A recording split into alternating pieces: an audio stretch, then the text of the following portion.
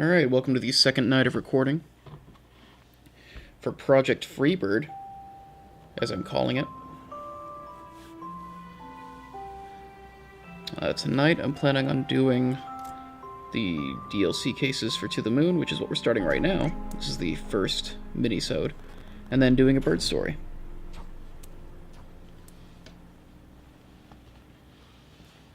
I actually really like these Minisodes. I'm calling them DLC, but you don't really purchase them. I think they're free. Pretty sure they're free.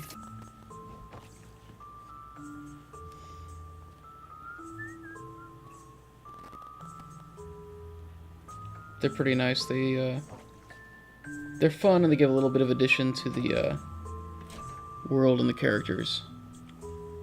I think they're actually a pretty important part of the story.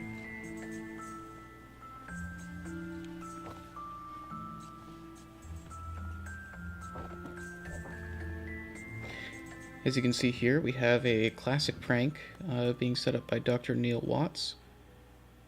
It's an old standby. Something you see on all the old sitcoms.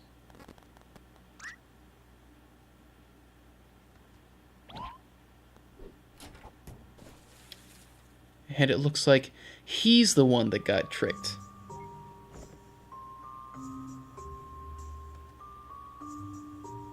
Ha! That right there is what you call an inversion.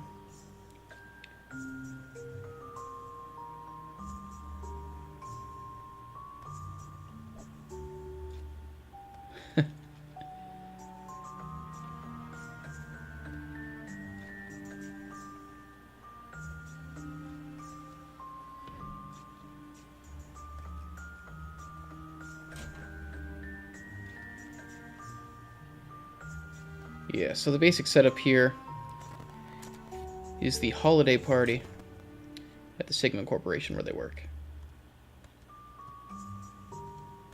A lot of the fun of this minisode is actually poking around, though, so I'm probably going to actually do a little bit of exploration. Although nothing's really showing up. Oh, maybe check the book, dumbass? Yep, there we go.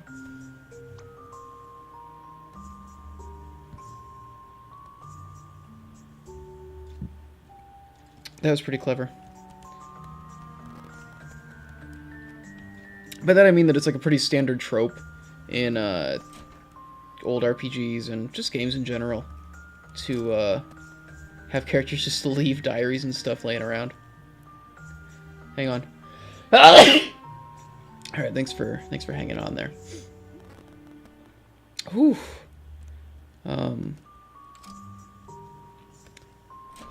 Oh, bathroom.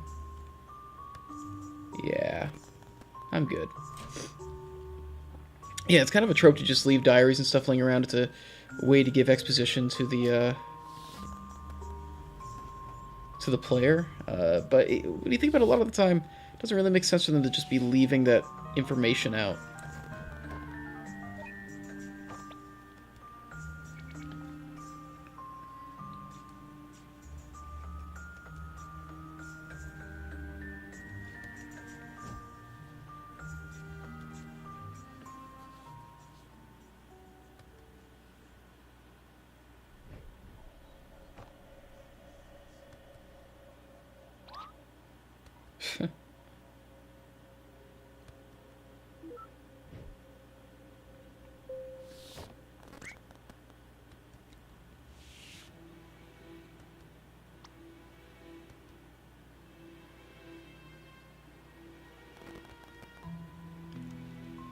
This is a really interesting look into a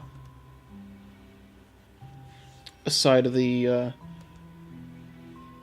world that a lot of games don't really bother looking at.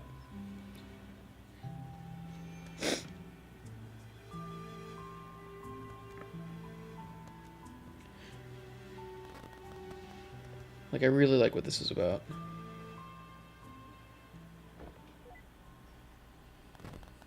I also wonder if any of these characters are going to be playable in Finding Paradise, or if it's just going to be Neil and Eva again. I think it's probably going to be just Neil and Eva, but we'll probably see more about this agency.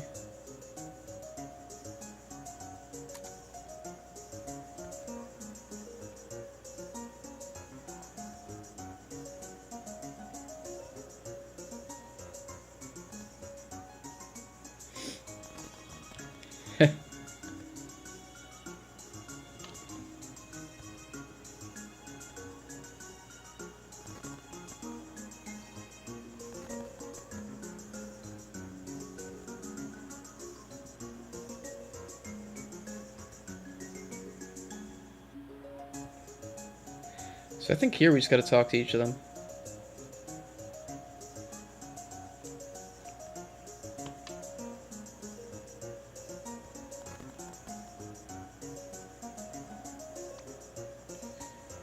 They're all good. I wish I could get into painting and, like, art.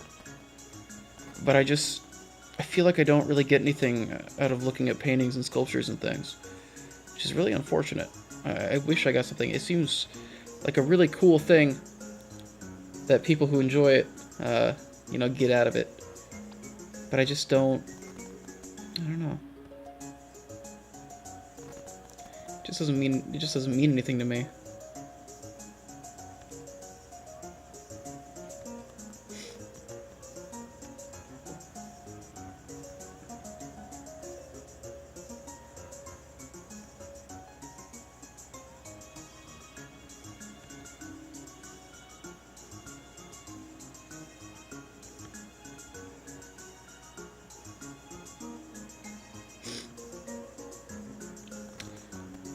I guess all we really have to do is get some cake for Neil, I believe.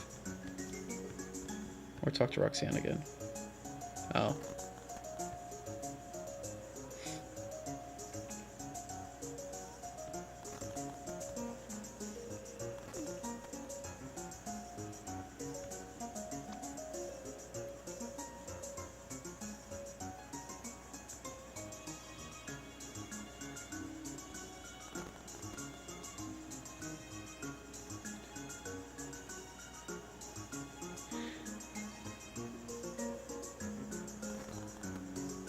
I love that he bothered looking at the morality of all this. Just the ethics of if you could go into somebody's mind and change things. It kind of reminds me of Eternal Sunshine of the Spotless Mind, but it takes kind of a different spin on it, you know? Seeing as how Eternal Sunshine was much darker, I guess, and there were more negative, there's more, like, obviously negative consequences to it in Eternal Sunshine. Here it really does feel like, no, they're trying to do good things. There's no creepy Elijah Wood skulking around, you know? But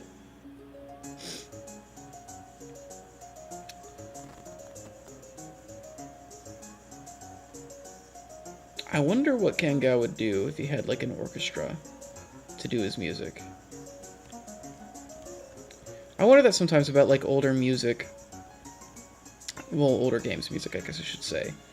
Like, if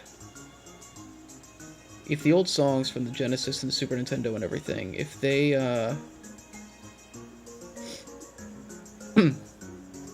if they had a full orchestra, would it sound better? Or is it just better fit to, is it just better fit to be, done with, like, chips, you know? I can't remember what to do here. Do I just talk to everybody twice?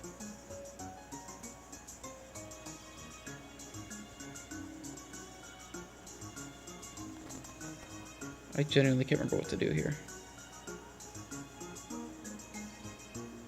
What if I should just leave? Oh, okay.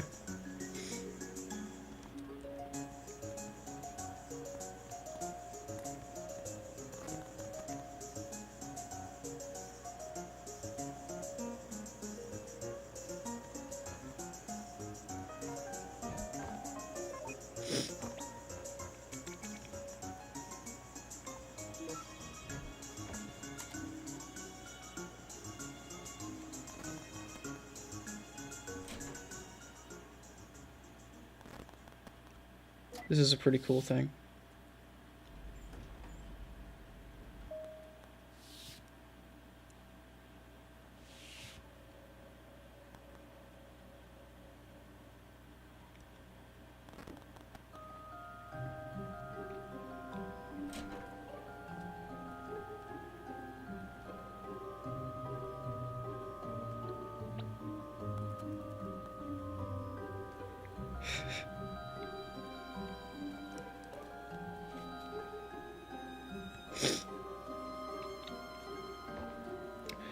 You guys ready to have some fun?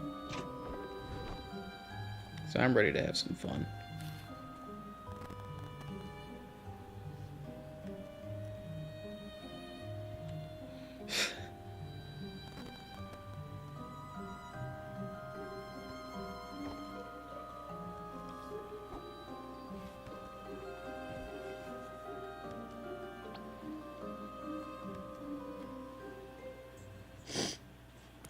Apologize, I felt a little sick when I got up this morning. I think it's just exhaustion. So my nose is running a little bit, my throat's a little sore, so I'm trying to take it a bit easy.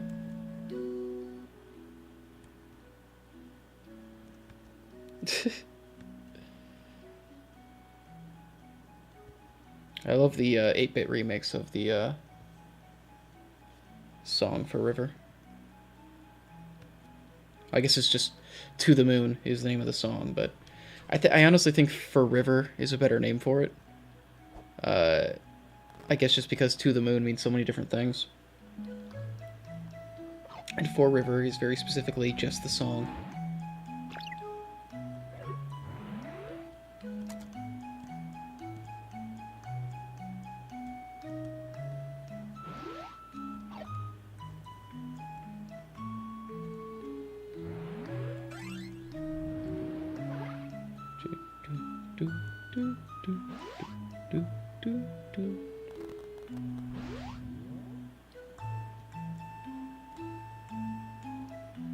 The zombie Avis.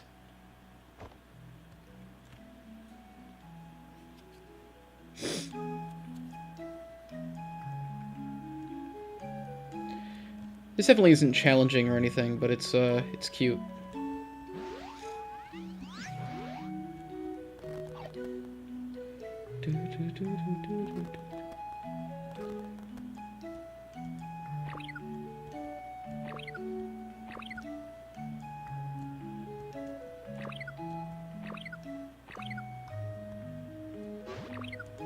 Wait, what did I get hit by?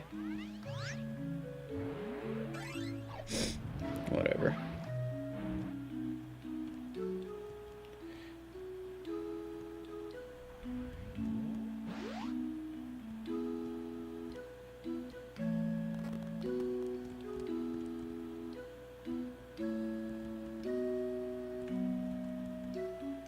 Where do I go now? Right. Gotta go to the right. Okay, so that didn't hurt me. Yeah, the hitbox detection is definitely off in this.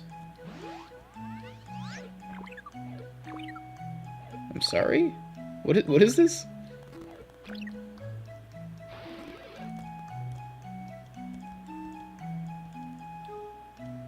Okay.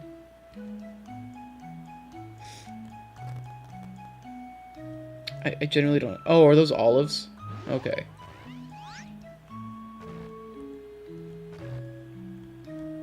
Oh no. What did I miss? Oh god, I bet I was supposed to, get something from Johnny. Instead of just completely... Oh, I was definitely supposed to get something from him. And I just completely... I thought I had to get something and bring it back to him. I'm an idiot. Like I said, this game's a little too hard for me.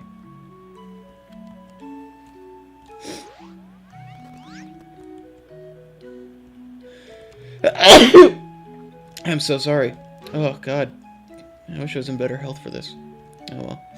I've started it. There's no stopping now. It's impossible to take breaks during video games. If you take a break, you're not a real gamer. I'll play through everything in one sitting. I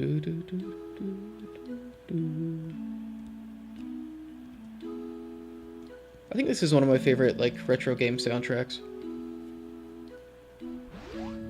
Even though it's extremely different than a lot of the retro soundtracks I usually like. I usually like retro soundtracks that are, like, a little more, like, hard, I guess. Or that are more, like, rock-focused or something.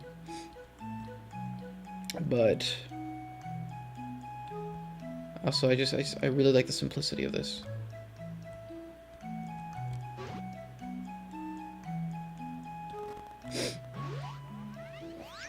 Ugh. I wonder what was down there that I missed. There's definitely something down there.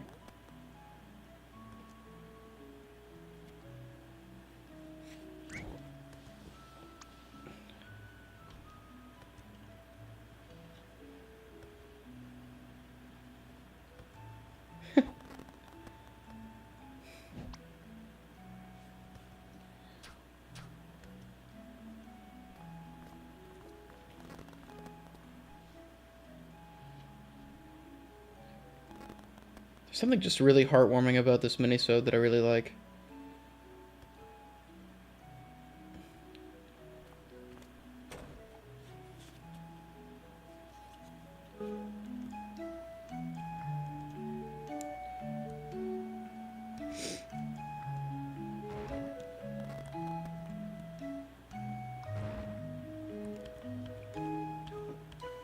Ugh.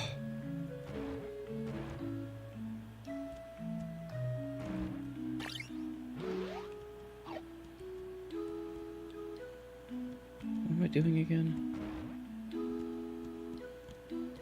Okay.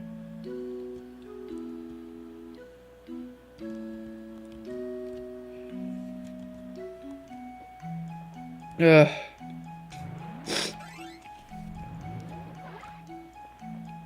I was thinking about trying to finish all the way through Finding Paradise tonight, but I think I'll need to take a break just to see if I can feel better tomorrow. Because Finding Paradise is definitely going to be longer. I'm okay with doing these minisodes and stuff because, I know that these are very short. And I can get through this in Bird Story in like 2 hours.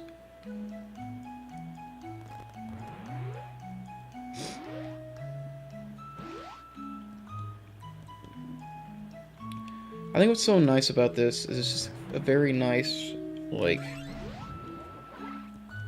to come back and play this after you haven't played the game, like after you played the game a bit ago, this is just like a nice, like, kind of trip down memory lane.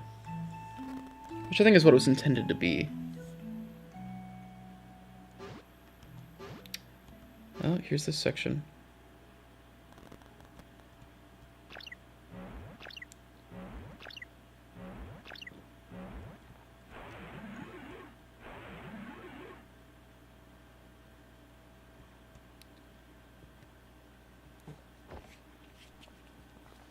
She just gives up.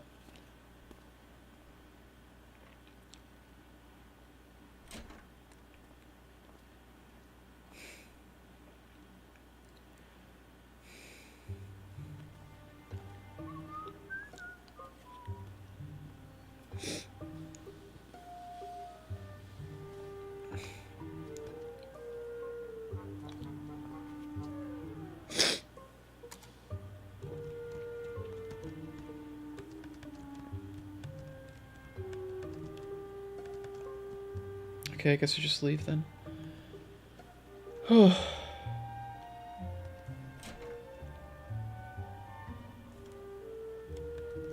wonder if I'd left her diary out, could I have read it as him? Oh, I should have tried that.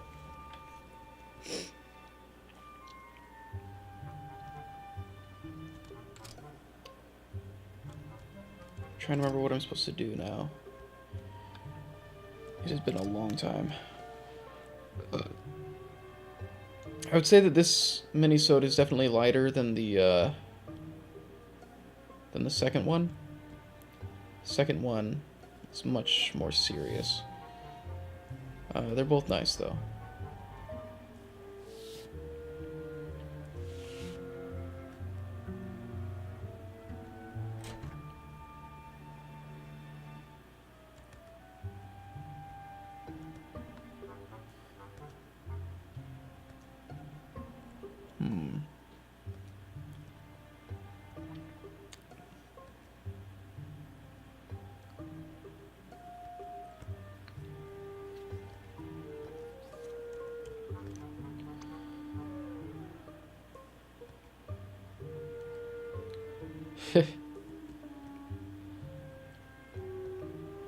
This is after the party?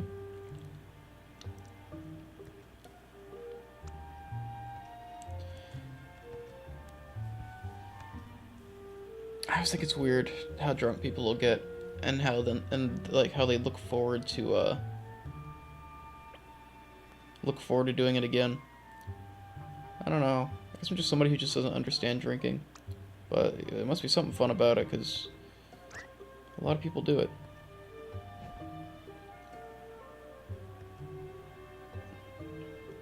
I literally just looked upstairs. Whatever.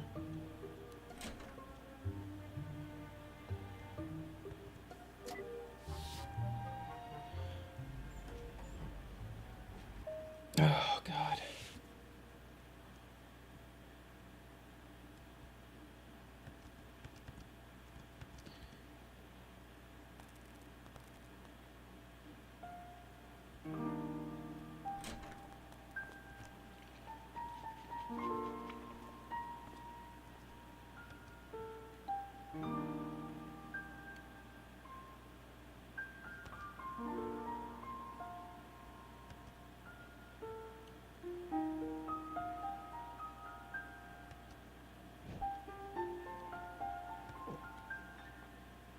Mm.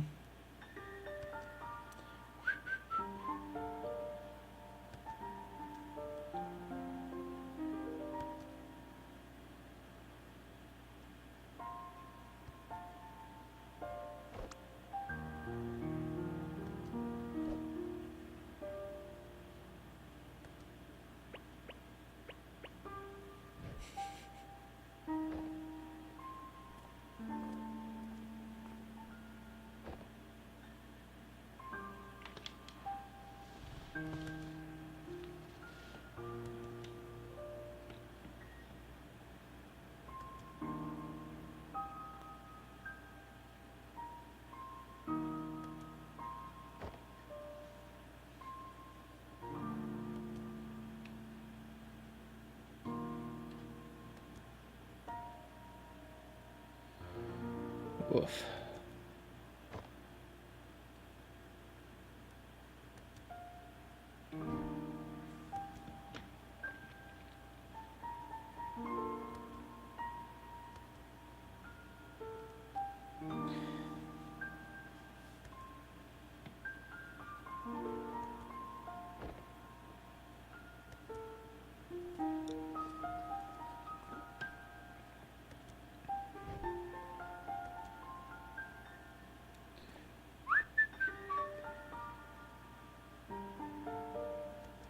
It's a really good point. Happy people are very rarely going to tell you that they're happy. I think that's why I've been trying to move in a more positive direction with just my online presence and content and everything. Just realized how easy it is to just complain about things.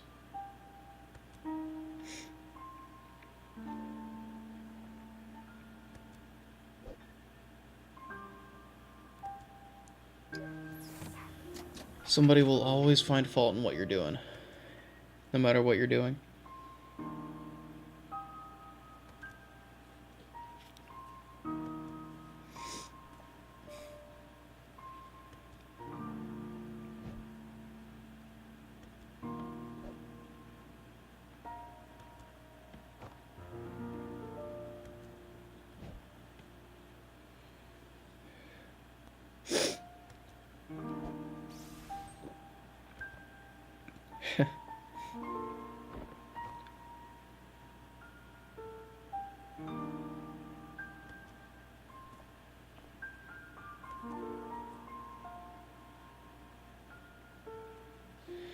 I kind of feel like this is her.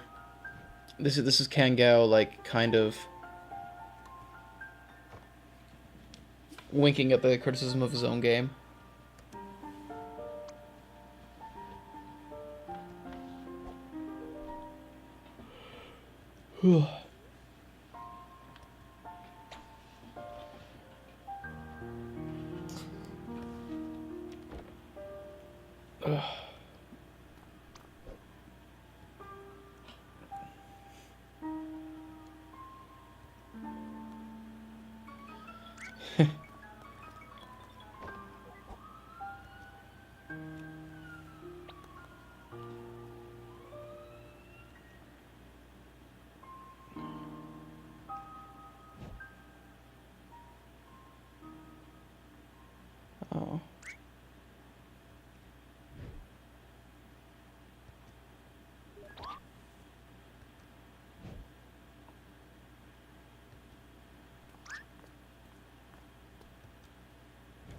I think this is what's supposed to be the lead into Finding Paradise.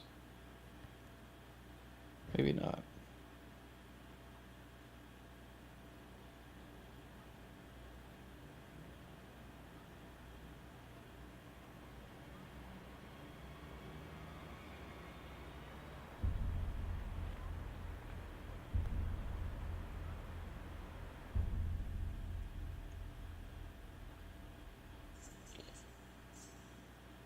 So yeah, that was the first minisode. Not really much to it, but it's a nice little look at another side of things. And I think that is a really interesting question to ponder on: is if you have the ability to go in and play God with people's memories, even if you're making them happy, is there something about it that makes it is that ethically wrong? You know, is getting people to believe a lie. It's like a much lighter version of assisted suicide, I guess.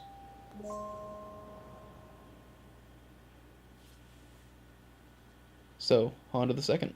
Let's go.